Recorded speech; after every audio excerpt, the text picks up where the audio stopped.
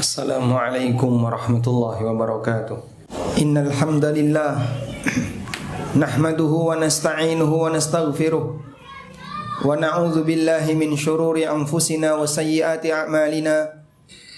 May yahdihillahu fala mudhillalah wa may yudlil fala hadiyalah. Wa ashhadu an la ilaha illallah wahdahu la syarikalah. Wa ashhadu anna Muhammadan abduhu wa rasuluh. Ya ayyuhalladzina amanu taqullaha haqqa tuqatih wa la tamutunna illa wa antum muslimun. Ya ayyuhan nasu taqu rabbakumul ladzi khalaqakum min nafsin wahidah wa khalaqa minha zawjaha wa batha minhuma rijalan katsiran wa nisaa'a wattaqullaha alladzi tasaaluna bihi wal arham innallaha kana 'alaikum raqiba. Ya ayyuhalladzina amanu taqullaha wa qulu qawlan sadida yuslih lakum a'malakum wa yaghfir lakum dhunubakum wa may yuti'illaha wa rasulahu faqad faza fawzan 'azima. Amma ba'du fa inna asdaqal hadithi kitabullah wa khairal huda huda nabiyyina Muhammadin sallallahu alaihi wasallam wa syarral umuri muhdatsatuha fa inna kulla muhdatsatin fid dini bid'ah wa kulla bid'atin dhalalah wa kulla dhalalatin finnar. Wa usalli wa usallim ala nabiyyina Muhammadin wa ala alihi wa sahbihi ajma'in. Hadirin jamaah Jumat yang dimuliakan Allah. Bumi sangat butuh dengan air hujan. Ketika hujan turun, maka sumber kehidupan berdatangan. Tanaman tumbuh dan dia menjadi bahan makanan bagi makhluk yang ada di sekitarnya. Sehingga Allah Subhanahu wa taala jadikan air ini sebagai sumber kehidupan sebagaimana yang Allah firmankan. Wa ja'alna min kulli syai'in hayy wa ja'alna minal ma'i kulla syai'in hayy. Dan kami jadikan segala sesuatu itu hidup dari air. Allah Subhanahu wa taala membuat permisalan ilmu yang disampaikan Nabi sallallahu alaihi wasallam. Layaknya air hujan yang turun, sedangkan hati manusia seperti permukaan tanah.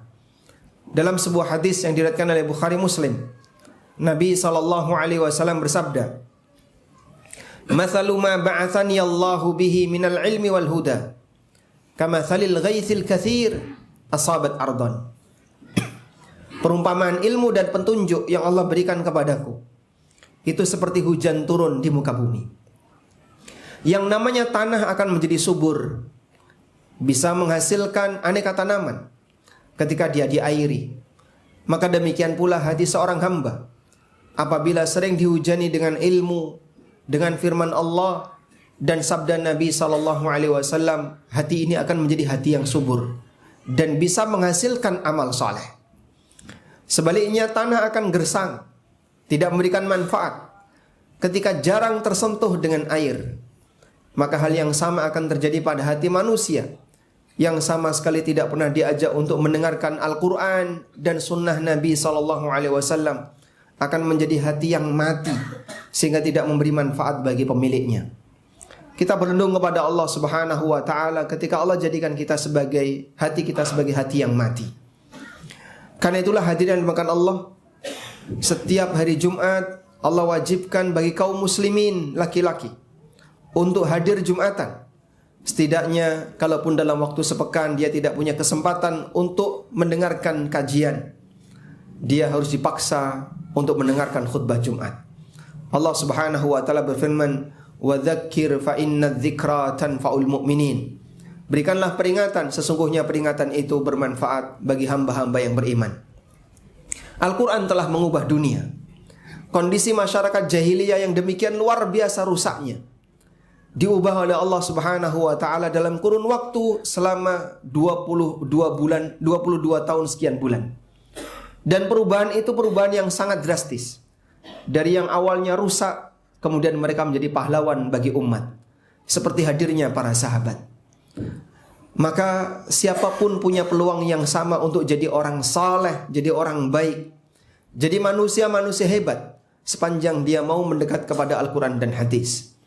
Allah Subhanahu wa taala memberikan jaminan kepada Rasulullah sallallahu alaihi wasallam dan para sahabatnya bahwa para sahabat mereka tidak akan sesat sepanjang mereka memahami dan mempelajari Al-Quran dan memahami sunnah Nabi sallallahu alaihi wasallam. Allah Ta'ala berfirman, "Wa kaifa takfurun wa antum tutla alaikum ayatullah wa fikum rasuluh." Bagaimana mungkin kalian akan jadi kafir sementara kalian membaca kitabullah, dibacakan kepada kalian Al-Quran, wa fikum rasuluh, dan di tengah kalian ada Rasulullah. Allah kasih jaminan kepada para sahabat, mereka tidak akan menyimpang sepanjang mereka berpegang teguh dengan Al-Quran dan hadis Nabi Sallallahu Alaihi Wasallam. Di antara kita mungkin punya masa silam yang kelam. Ada di antara kita yang dulunya preman, kemudian berubah menjadi orang beriman. Ada mungkin di antara kita yang dulunya penjahat, sekarang dia berusaha rajin salat. Ada di antara kita yang mungkin dulunya adalah orang yang rusak, sekarang dia memperbaiki dirinya. Tapi barangkali masa silam kita tidak lebih kelam dibandingkan masa silamnya para sahabat. Sebagian di antara sahabat ada yang pernah membunuh anak perempuannya. Di antara mereka ada yang rajin berbuat zina. Di antara mereka ada yang memperbudak manusia merdeka. Di antara mereka ada yang mau mencoba melakukan pembunuhan kepada Rasulullah Sallallahu Alaihi Wasallam, dan aneka kejahatan yang dilakukan oleh orang-orang jahiliyah masa silam. Mereka tenggelam dengan aneka maksiat dan kedurhakaan kepada Allah. Tapi pada saat hidayah sudah hinggap di relung hatinya, terjadi perubahan luar biasa. Yang dulunya penjahat, selanjutnya mereka jadi orang-orang soleh, pejuang bagi agama. Kita berutang budi kepada para sahabat Nabi SAW yang mereka menyebarkan dakwah Islam ini sampai tetes darah yang terakhir. Yang dulunya mereka adalah manusia-manusia yang memusuhi Allah dan memusuhi Rasulnya SAW. Artinya hati kita tidak lebih keras dibandingkan mereka, sehingga kita punya peluang yang sama untuk jadi orang hebat sebagaimana mereka, sepanjang kita mendekat kepada Al-Quran dan hadis Nabi SAW. Allah Subhanahu wa Ta'ala menyebutkan bahwa andaikan Al-Quran ini diturunkan ke gunung, la ra'aitahu khashi'an mutasaddi'a, engkau akan lihat gunung itu khusyuk dan tunduk min khasyatillah, karena takut kepada Allah. Batin manusia tidak lebih keras dibandingkan batu secara fisik. Sehingga bagi siapa yang mau mendengarkan Al-Quran dan hadis Nabi SAW, dia punya peluang untuk menjadi orang baik. Tidak boleh ada orang yang mengatakan, aku adalah makhluk yang kotor, yang penuh dengan dosa. Aku mungkin pernah mencuri banyak harta, bahkan pernah membunuh dan menghilangkan nyawa. Aku pernah merampok, aku pernah berbuat jahat, pernah berbuat maksiat, dan aneka maksiat yang lainnya. Allah membuka peluang bagi siapapun hambanya untuk taubat. Allah Subhanahu wa Ta'ala berfirman, Qul ya ibadiyalladzina asrafu ala anfusihim. Katakanlah ya Muhammad, wahai para hambaku yang mereka asrafu ala anfusihim, yang sudah tenggelam dengan aneka maksiat, la taqnatu min rahmatillah, janganlah kalian putus asa dari rahmat Allah. Innallaha yaghfirudz dzunuba jami'a. Allah mengampuni semua dosa. Dan kita tidak boleh berputus asa dari rahmat Allah, karena itu suudzon kepada Allah. Sepanjang kamu mau serius untuk mendekat kepada Allah, bertobat kepada Allah, dosa apapun yang pernah kau lakukan, Allah Subhanahu wa Ta'ala membukakan pintu tobat bagimu, asal kau mau bertobat. La taqnatu min rahmatillah, jangan kalian putus asa dari rahmat Allah.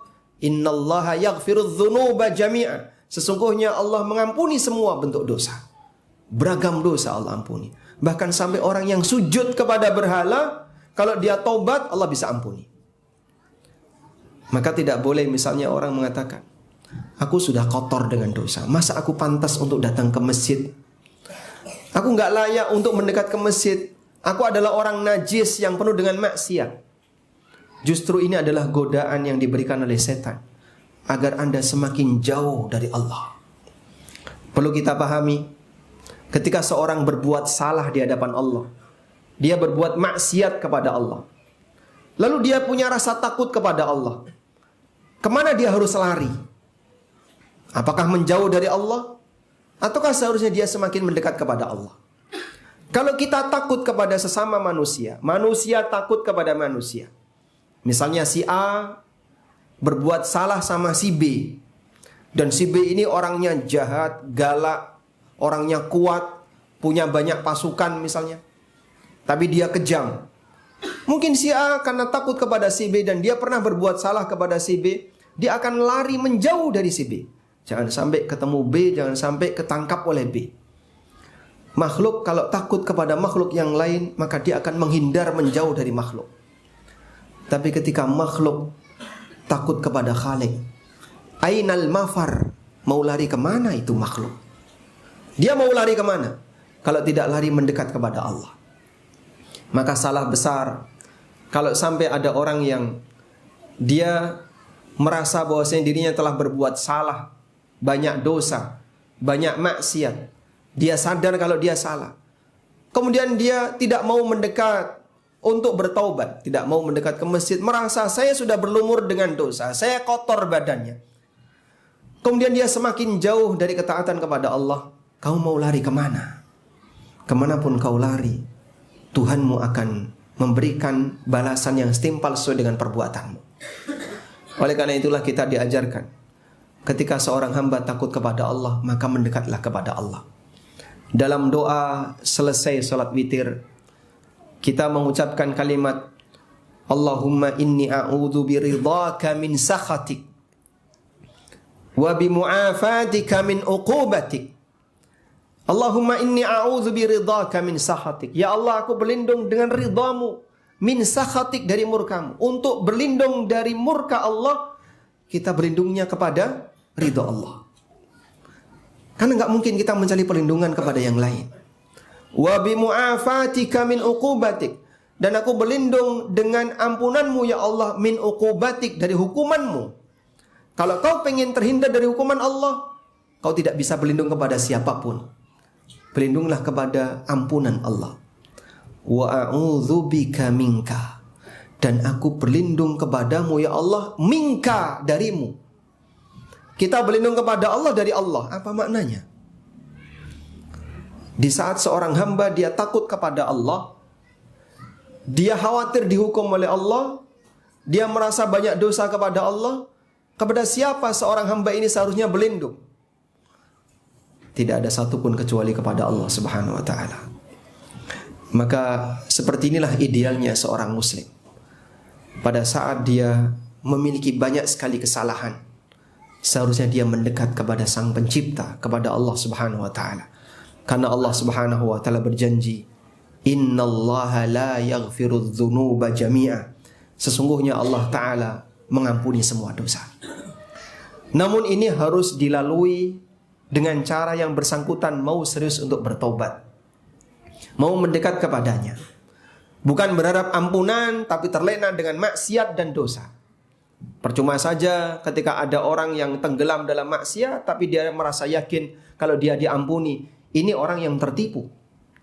Allah Subhanahu wa ta'ala berfirman, Nabbi ibadi anni anal ghafurur rahim wa anna adzabi huwal adzabul alim.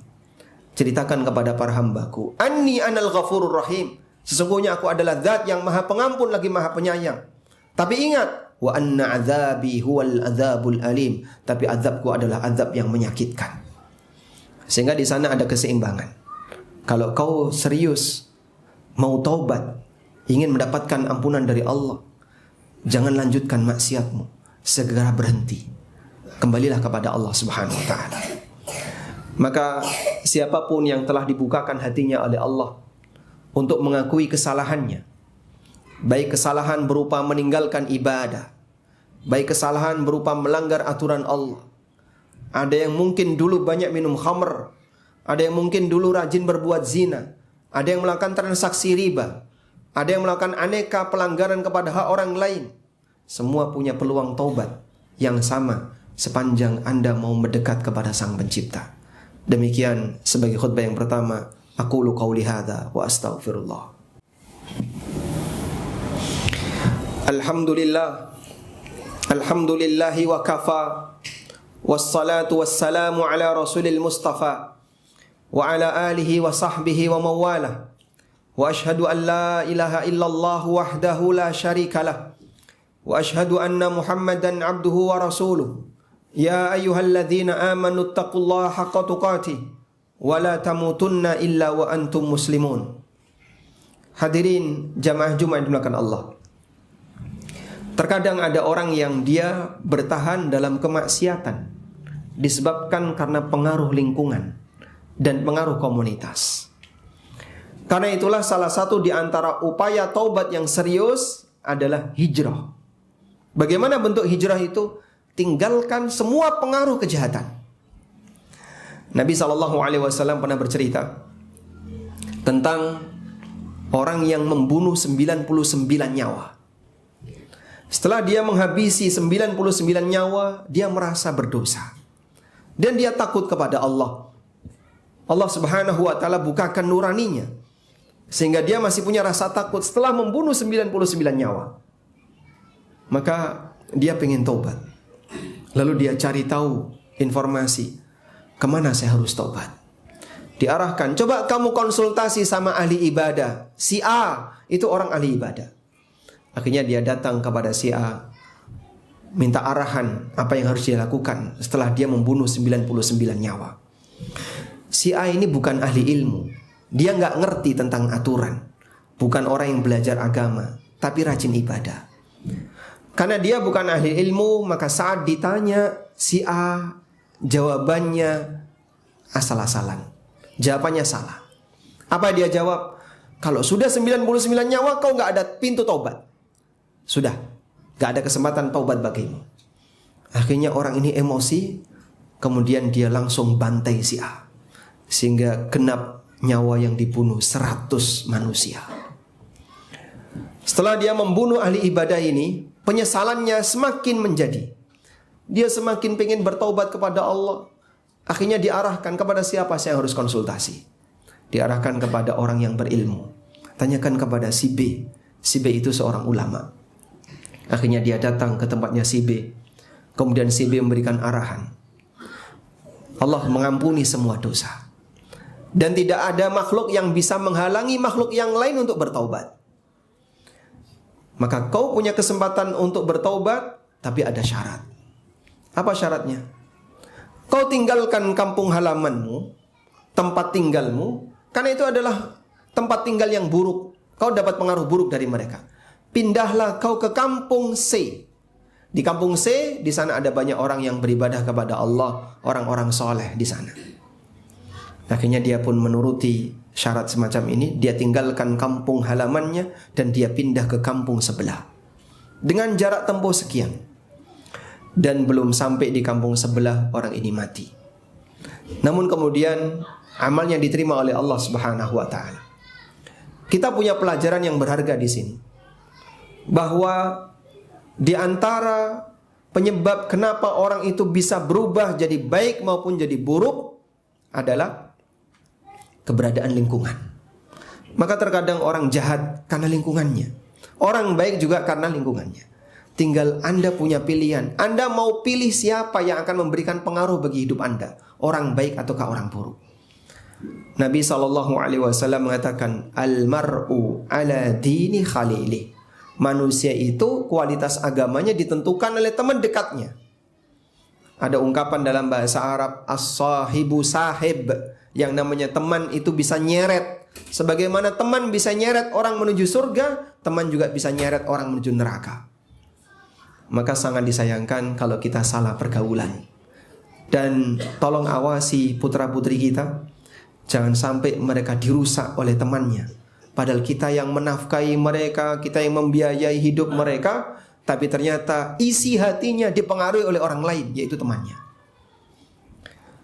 Kemudian yang kedua, taubat itu di antara bentuknya adalah mendekat kepada orang baik, kepada orang saleh.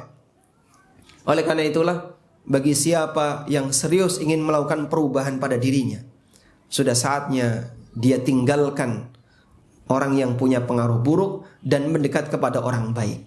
Belajar agama kepada ustadz, belajar agama kepada para tokoh agama yang mereka mengajarkan Al-Quran dan hadis Nabi SAW. Alhamdulillah, salah satu contohnya di masjid ini, yang tadi sudah diumumkan ada banyak sekali kajian.